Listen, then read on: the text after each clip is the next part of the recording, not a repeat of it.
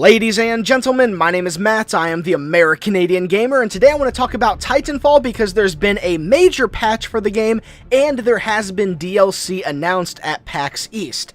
Now, first off, I do want to talk about the match that you're watching in the background. It's a match of Hardpoint, and there is no sound for it because I was kind of watching the co-optional podcast while I was playing. I didn't expect the match to actually go well, but it actually kind of did, so I ended up recording it, and that's why you're not hearing any sound, is because you would have just heard the voices of Total Biscuit and Jesse Cox the entire time. I don't think you want to hear that in the background of me trying to speak. But the match did go pretty well up until the end. I do really well, and then you get to the end, and I got a little overconfident, and I took a Titan head on. It crushed me, and then it was all downhill for me from there. But I feel like the match is pretty good.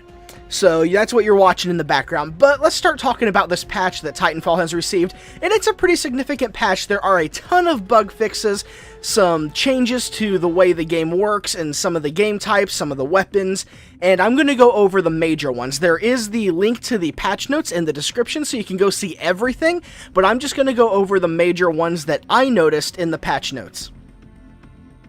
Okay, perhaps one of the biggest changes or additions that came with this patch is that they added the ability to have private matches. It's still in beta, but they are trying to work private matches into the game, which is something that people have been asking for since the game released, because it didn't have any private match function, which kind of... Private matches are really good for playing with friends and playing in clans. You know, if you want to do a scrim against another team, you kind of need the private matches there. So they've implemented them, but these are not private matches in the way that you can hop in and play against a bunch of bots by yourself. You cannot do this by yourself. You need at least 2 people, 1 person on each team, and it supports a standard 6 people on each team, just like the base game does.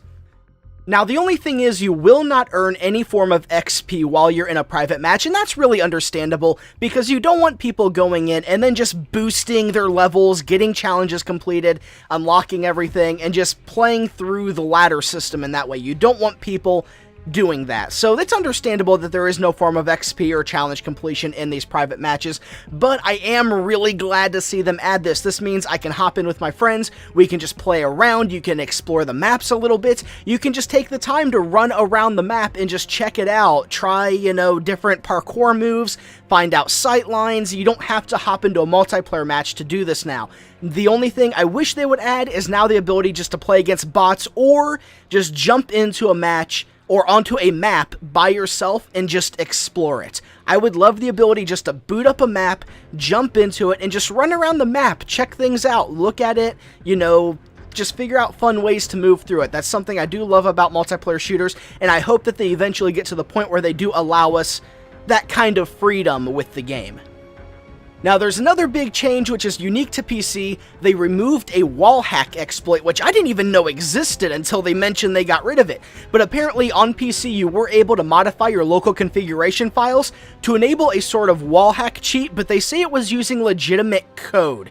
So it was an exploit, they were not using third-party software, so it was not a hack, it was an exploit. Now, I don't know if they punished people that they caught doing this, because it wasn't really a third-party tool. They didn't go out of their way to break the games. I don't know if that breaches the terms of service. I don't know what happened, but I am really glad that they did take notice of this, and they did make it a point to get rid of this exploit, and it shows that they do kind of care about that side of the game. They do care about getting rid of people that are cheating, that are hacking, and I must say that it kind of works. I haven't really noticed anybody doing so well that I've been suspicious of their scores, and I really hope they keep a keen eye on the game from here on out, and anything that comes up, I hope they crush it right away. That would be really nice to see, because this game doesn't have dedicated servers. You can't kick hackers like you can in like Call of Duty 4 or older first-person shooters. You know, that's one of the beauties of a dedicated server, is when a hacker hops into the game and admin can kick him. You can't do that inside of a matchmaking-based game, so it's up to the developer or whoever's running the servers, whoever is in charge of that, to take care of cheaters and get rid of exploits and hackers, and I'm really glad that they are stepping up and doing that, because they could have just ignored it. They really could have, because they made a lot of money right off the bat, but I'm really glad to see them do it. I am very happy about that. Okay, now let's talk about some weapon balance changes, and first we're going to start with some Titan weapons, specifically the 40mm cannon, which has been nerfed. Now, I was not expecting this. I knew the 40mm cannon was good, but I didn't expect them to consider it to be a weapon that was too powerful, and they have actually reduced its magazine size. They said that it was meant to be the only weapon that could take down a Titan without reloading if it was used skillfully, but having 20 rounds per magazine proved it to be overly tolerant of indiscriminate fire, meaning that people were able to just spam at a Titan without caring about their magazine count or taking the time to aim. It's like, oh, I missed this shot, it's okay, I can just keep firing, and eventually I'll take the Titan down. So what they did is they reduced the magazine size to 12 rounds per magazine instead of 20, which I think is a really good balancing change, because now you're still going to be able to take a Titan down with it, but you're really going to have to pay attention to your shots a whole lot more. It will increase the skill cap of the weapon without diminishing its power in a sense. If you're good with the weapon, you won't notice the nerf. You won't notice it. If you can land your shots consistently, this nerf will not affect you in any way. And now the extended magazine follows the same principle. The extended magazine attachment was 25 rounds, but it's been reduced to 16. So if you take the extended mags, you do have a little bit more wiggle room than you do with the standard magazine in taking down a Titan, but now with the 40mm cannon, you are going to have to pay much more attention to the shots that you take in order to take down a Titan, which I think is a really good way to balance the weapon. I'm glad they didn't reduce the damage or make any of those other changes. They looked at the problem, they said, okay, this is how we fix it. They reduced the magazine size. So I'm really glad to see that change. Now that I think about it, yeah, the 40mm cannon probably was just a little bit too strong. I agree with the change, and I'm really glad to see it. Now, the other Titan weapon that has seen changes is the quad rocket launcher, which has actually received a buff in this patch because they said that it was just a little too weak. It struggled against other Titan weapons. Now, they said during development there was actually a point in time when the quad rocket launcher was too powerful of a weapon, and they made a bunch of changes to it to tone it down before shipping. And in the end, when the game released, they noticed that the weapon was too weak, and so they've given it a couple of buffs. And one of them is an increase in magazine size. It previously had a magazine size of 4, which it now has a magazine size of 5. So its magazine count has been increased by 1, and that also applies to extended magazines. Extended magazines now gives you 6 rounds instead of 5.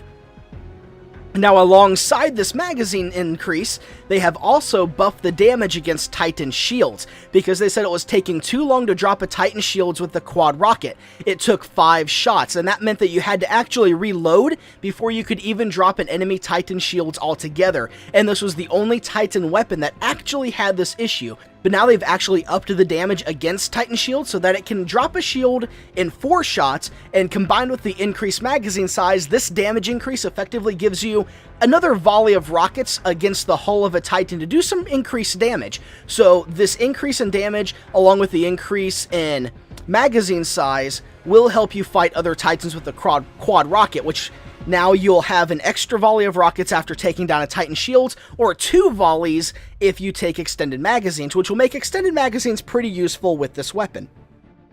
Now, they also slightly buffed the rapid fire mod for the quad rocket launcher to make sure that it stays on par with the extended magazine attachment. So they just took the magazine size and increased it very slightly from 16 to 18, just to make sure that it does not fall behind when compared to the other modification, which is a pretty good decision. Overall, I think all of the changes made to the quad rocket launcher are very good, because that is a Titan weapon that I felt was a little lackluster and kind of useless, especially compared to the 40mm cannon or the triple threat grenade launcher. I never used the quad rocket launcher unless it was part of a default Titan loadout. I avoided it all the time. Now I might give it another shot. We'll see what happens. Okay, now the final weapon balance change that we're seeing in this patch is actually to a burn card. It is for the amped Kramer sniper rifle, which will now deal 800 damage to a Titan. That is a lot of damage for a primary weapon. That is a lot of damage, and it means that you can snipe down a weakened Titan with this weapon. That is a wonderful thing. And they said that they did this to give this burn card just a little bit more character, which I can completely understand, because the standard Kramer is already such a powerful weapon that a burn card for it kind of seems pointless, because it's like, why do you need a better Kramer when the thing already does like 500 damage per shot? So that's a nice little change to see. It's not going to be a major game changer, but it is going to give you a little bit more incentive to take that burn card. Okay, now they've made some changes to hardpoint domination scoring to reward people who are capturing points just a little bit more, because they say that defenders are getting a little bit too much credit for what they're doing, and the people that are running around capturing points aren't getting enough credit, which I kind of agree with. You can spend the entire match making sure that you capture points consistently and help your team, and then one guy will have double your points because he defended one location the entire time. So now they've made changes to see that there's a lot of little point changes that I'm not going to go over here. They're in the patch notes, but they have made it a point to make sure that offense and defensive player scores are balanced a little bit more, and everyone does have to carry their weight in order to get on the scoreboard, which I like. I like that, because I'm a very offensive player, and it always kind of irked me when I would go around just slaughtering enemy pilots, capturing point after capturing point, and I would get my score toppled by somebody that literally just stayed on 1 point and defended it the entire game. Okay, that's pretty much it for the patch notes. There are a bunch of bug fixes, and they are also talking about things they're going to be adding in the future, but there's a lot of little things that I'm not going to go over here. If you want to see them, click the link in the description and go check out the patch notes, because it's a lot of little bug fixes, and they're going to be adding the ability to rename your custom loadouts and some other stuff. But right now, I want to talk about the DLC that was announced at PAX East. Now, this DLC is a $10 map pack called Expedition, and it adds 3 new maps to the game: Runoff, Swamplands, and War Games. It's a 3-map DLC for $10. I don't know how I feel about that, because this is a purely multiplayer game. At the core, it is multiplayer and multiplayer only. There is no robust single player to expand upon. There is no kind of co-op side mode like Call of Duty has zombies. There's no equivalent to zombies in Titanfall, and they're just kind of adding 3 maps for $10. I would expect just a little bit more value for money for a game where the multiplayer is the core experience. I would have expected, 4 maps for $10, or like 5 or 6 maps for up to $15. Because this map, or this game, is multiplayer from the beginning. They didn't have to work on a major single player. They didn't have to work on anything else. No co-op. They worked only on multiplayer, and then that kind of shoehorned single player experience. That's really all there is. So I really expected there to be more maps released per map pack. Now, I'm already not a fan of map packs. I hate map packs in general. I think they are absolutely the worst way that you can do DLC for a multiplayer first-person shooter, but we'll talk about that on another day. I'm just a little disappointed to see that there's only 3 maps for the $10, and they said there's going to be 3 DLCs throughout the lifespan of the game, each $10, each adding 3 maps, or it's going to be $25 if you buy the season pass. That to me is not a lot of value per dollar. That to me is a little bit of a ripoff almost. I don't like using that term. I don't like calling it a ripoff, but it does kind of feel like that because, like I said, this is a purely multiplayer game, and I expected a little bit more value per money out of the DLC. Now, we'll see. Maybe the maps are going to be phenomenal, because the maps in Titanfall are really good maps, and it really does show that they know what they're doing when they make maps. So maybe these maps will be worth the money, and if that is true when that releases, when the DLC comes out, if that's the case, then I will gladly take back what I just said now. But for the moment, it just seems that it's a little bit costly for what we're getting for it. Now, I ran out of footage just a few moments ago, so I'm going to go ahead and end the video here. Like I said, all of the links to the patch notes and everything else are in the description. Go check them out. There is quite a bit to go through. And as always, ladies and gentlemen, thank you so much for watching and sitting through this entire video. My name is Matt, and I'll see you next time.